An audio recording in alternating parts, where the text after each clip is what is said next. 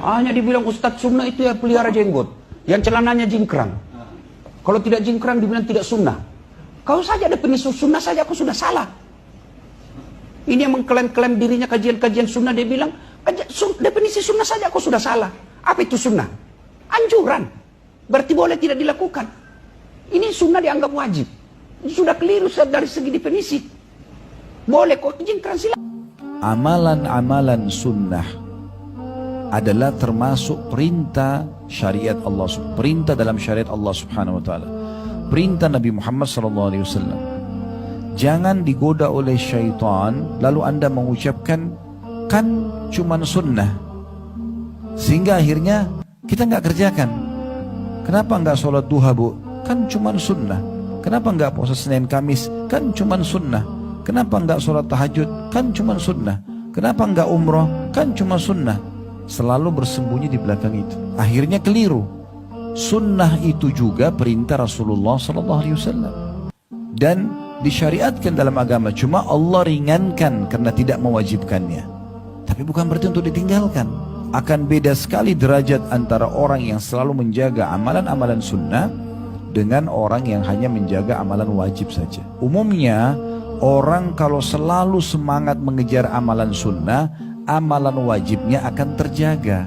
Tidak usah lagi dibahas tentang sholat 5 waktu. Kalau orang memang selalu kejar sholat qobliyah sama ba'diyahnya, pasti dia jaga sholat wajibnya. Tapi kalau orang cuma fokus sholat wajib, maka sunnah-sunnahnya banyak sekali yang hilang. Jadi jangan bersembunyi di istilah kan cuman sunnah. Nah ini keliru, sehingga ini tidak pernah kita kerjakan. Pertanyaan sederhana, kenapa tidak dikerjakan amalan sunnah? Kita kadang-kadang berpegang pada definisi fikih yang disebutkan oleh sebagian ulama fikih. Sunnah itu adalah dikerjakan dapat pahala, ditinggalkan tidak berdosa.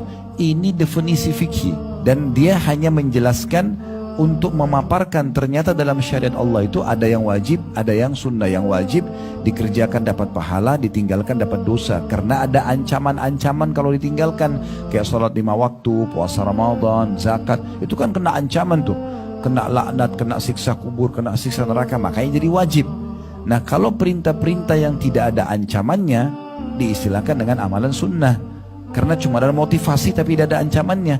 Kan kita tidak pernah menemukan hadis tentang sholat duha kalau tidak dikerjakan dibakar di neraka, nggak ada. Atau kena laknat, nggak ada. Pilihan. Makanya dikeluarkan istilah sunnah hanya untuk memahami ternyata dalam syariat Allah itu ada yang kena ancaman, ada yang tidak kena ancaman, nah gitu. Tapi bukan untuk ditinggalkan. Karena sunnah itu lebih luas definisinya. Semua perkataan, semua perbuatan, semua contoh ya, yang diajarkan oleh Nabi SAW dan juga para sahabat Nabi. Itu kalau kita kembali kepada definisi sunnah, luas sekali dia. Semua perkataan, semua perbuatan, semua persetujuan dan contoh disilakan dengan takrir atau takririyah gitu dari Nabi SAW dan juga oleh para sahabat, maka dimasuk dalam istilah sunnah.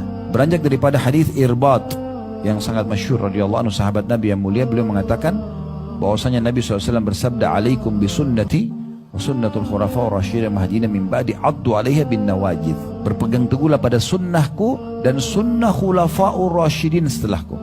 Siapa khulafa'ur rasyidin? Abu Bakar, Umar, Utsman dan Ali radhiyallahu anhu jemaah. Ini para sahabat Nabi. Ini mewakili para sahabat Nabi. Berpegang teguhlah pada sunnah-sunnah tersebut walaupun dengan gigi geraham kalian. Jadi sunnah itu disuruh pegang betul-betul, kerjakan. Terlalu banyak keberkahan dalam hidup Bapak Ibu sekalian kalau kita menjaga sunnah-sunnah Nabi alaihi salatu wassalam. Dan berapa banyak orang yang justru ya ibadahnya sangat ngepres justru karena meninggalkan amalan-amalan sunnah ini.